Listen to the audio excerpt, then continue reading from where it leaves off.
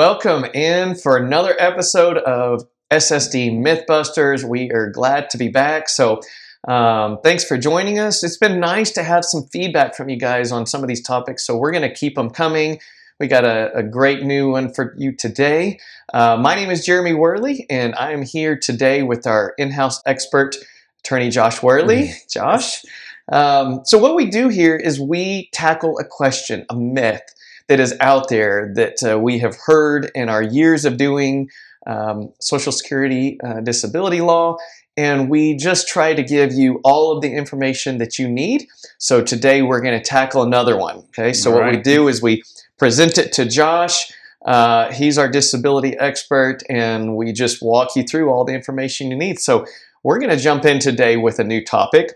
And today's topic is, can doing laundry cost you benefits? Okay, what a topic. A lot of guys are out there like, sweet, I don't have to do laundry now. But Josh, let me frame it this way. It's kind of a silly topic, but really we're getting to the heart of the matter, and that is, what role do chores or being able to do chores, things around the house, play in the analysis of maybe getting approved for disability? So what do you say? Okay, so when it comes to chores and the ability to do household things like laundry or dishes or any kind of household duties that we all have, Social Security does take those things into consideration.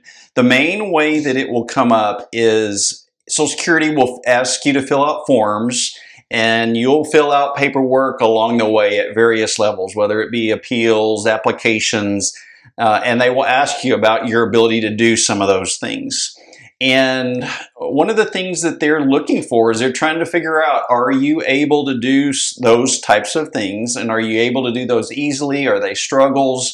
And if you put on the forms that you can do those things and you act like you're able to do that without issue, then Social Security can interpret that in a way to say, okay, they are not having any kind of issues with their daily activities.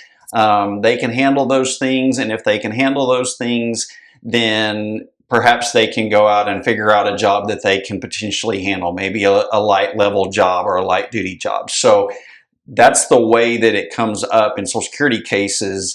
And even at a hearing level, even if you're not filling out forms, one of the things that's pretty common to be asked by judges is, can you cook yourself a dinner? Can you do the laundry? Can you push the vacuum? And all of those things are getting to your ability to do daily tasks. Okay. Yeah, I feel like this is a hard one for people because as I hear it, again, I'm not coming from the world of disability law, but for a lot of people, they want to be truthful. But there's a lot more what I would call kind of nuance to, can I do laundry? Well, I don't know, can I take the clothes and put them, in the washer? Like, how does someone know how much is too much and how much do they share? Because I don't want to, someone might be thinking, I don't want to be penalized because I can do a few things, but how do they strike that balance? The balance is to make sure that when you're completing the forms that you really think through how you communicate that to Social Security. So commonly when I'm talking to my clients and I'm asking them about their abilities to do these things, they'll say, well, yeah, I can do the laundry. However, it takes me 2 days to do it, and I can do it for 5 minutes at a time, and then I go take a break, and then I go back and forth to it. So I do things in moderation. I do it a little bit at a time, and that may be the case with any of these things that we're talking about. So it's really important that you, if you're communicating that, you say,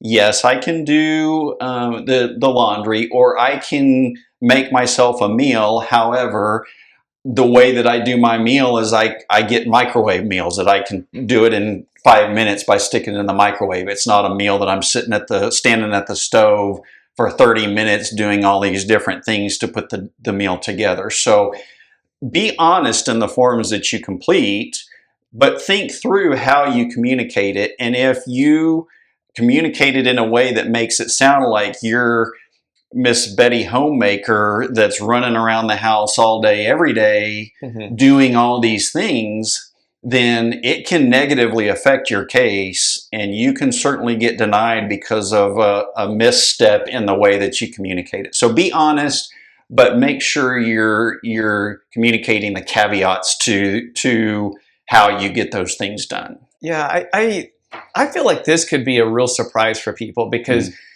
with disability, you're thinking, can I work? There's a big difference between someone that can do a load of laundry periodically versus someone that can go and work, standing, sitting, whatever is required for jobs. And I'm not sure many people think that on that form, as many questions as they're asked, that could be used against them. Sure. No, that's exactly right. They need to be very aware of the way that that's said.